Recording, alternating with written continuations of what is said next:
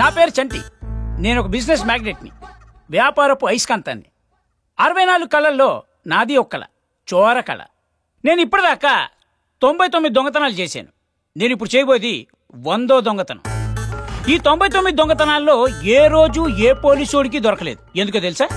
సాధారణంగా దొంగతనానికి వెళ్తే మొత్తం ఊడ్చుకొస్తాడు, కానీ నేను మాత్రం ఎంత కావాలో అంతే మోసుకొస్తాను. అతిగా ఆశపడే దొంగోడు, అతిగా ఆవేశపడే పోలీసోడు సుఖపడినట్లు చరిత్రలో లేదని మా బాస్ చెప్పాడు. ఇప్పుడు నాకు బైక్ కావాలి, అందుకే ఈ 100వ దొంగతనం.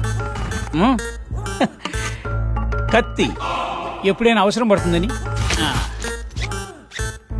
తాడు తొందరగా దూకి పారిపోవడానికి, టార్చ్ లైట్ చీకటి కదా కనబడకపోతే ప్రాబ్లం అవుతుందని. ఇదే 100వ దొంగతనం కదా, గుర్తుంచుకోవడం కోసం. 99 కూడా ఇక్కడేనే.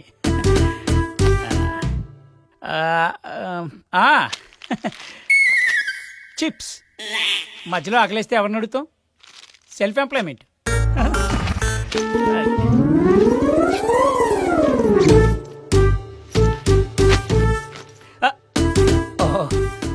Don't go away.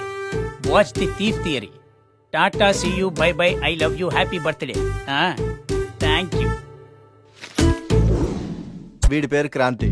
పేరు పాష్గా ఉన్న పక్కా పల్టూరే, అందుకే వీడికి కొంచెం ధైర్యం ఎక్కువ. దీని పేరు గీత, దీనికి కొంచెం తెగింపు ఎక్కువ. వాడే చెప్తే అదే. ఎస్. ఇకపోతే నేను, నా పేరు శ్రీను. నా దగ్గర ఉన్నది వీళ్ళిద్దరి దగ్గర లేదు. ఏ ఏ ఏ నాటి, అదే పిరికితనం. ఇదంతా ఎందుకు గాని ఒక్క ముక్కలో చెప్పాలంటే వీడి ధైర్యం, దీని తెగింపు నా చావుకొచ్చాయి. అమ్మయ్యా. అరే బా, మనకు మంచి ప్రాజెక్ట్ దొరికేసింది బా. ఏం దొరికిందిరా? ఏం లేదే, మన రీసెర్చ్ కోసం మంచి యూనిక్ సబ్జెక్ట్ కోసం చూస్తున్నాం కదా, అది దొరికేసింది అంతే. ఫీల్ ఫ్రీ, ఫీల్ హ్యాపీ బా. ఏమంటారు? ఏంటది? ఏం లేదురా, బెరుడా ట్రయాంగిల్. బాబు ఇండియానా జోన్స్, ముందు ఇండియాలో వెతకరా. నువ్వెక్కడున్నావా? హైదరాబాద్. హైదరాబాద్ ఎక్కడుంది? ఇండియా. మరి నేను ఎక్కడ ఎత్తుకాను? ఇండియా.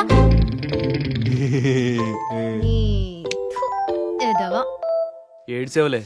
ఎవరో ఏడుస్తుంది? ఈ ఆంధ్రప్రదేశ్ లో, ఈ తెలంగాణలో, ఈ భారతదేశంలో ఎంతమంది ఏడుస్తారు తెలుసా?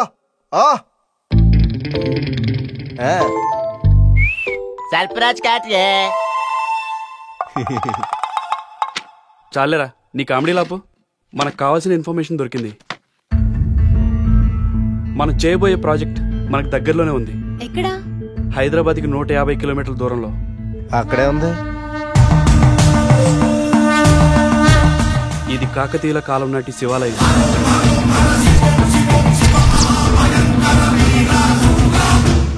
అది మన రీసెర్చ్ మెటీరియల్. గుళ్ళే ఉంటారా? అన్ని రాళ్లేగా. రాళ్ళు కాదురా, వజ్రాలు. వజ్రాలా?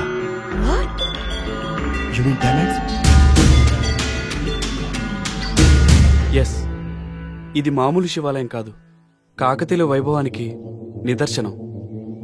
ఇక్కడ వెలిసిన శివుడికి ఎన్నో కథలున్నాయి. ఆయనకి నిత్యం వజ్రాభిషేకం జరిగేది. అయితే 600 ఏళ్ల క్రితం జరిగిన ఒక సంఘటన ఈ గుడి కథను మార్చేసింది. ఆ కాలంలో మహాభక్తుడు ఒక ఆయన ఉండేవాడు. నిరంతరం శివధ్యానంలోనే ఆయన కాలం గడిపేవాడు. కుటుంబం కన్నా ఎక్కువగా గుడిలోనే గడిపేవాడు. అలాంటి ఆయన జీవితంలో ఒక విషాదం చోటు చేసుకుంది.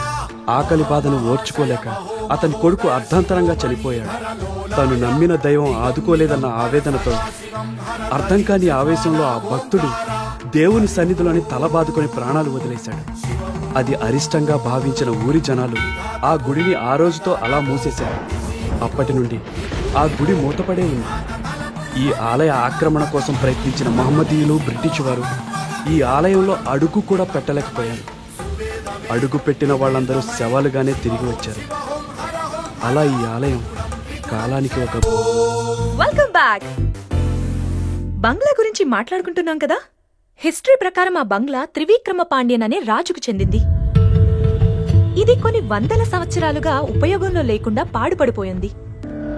ఈ బంగ్లాకి చనిపోవాలనుకునే వాళ్ళు మాత్రమే వెళ్తూ ఉంటారని ఇంతకు ముందు చెప్తూ ఉండేవారు.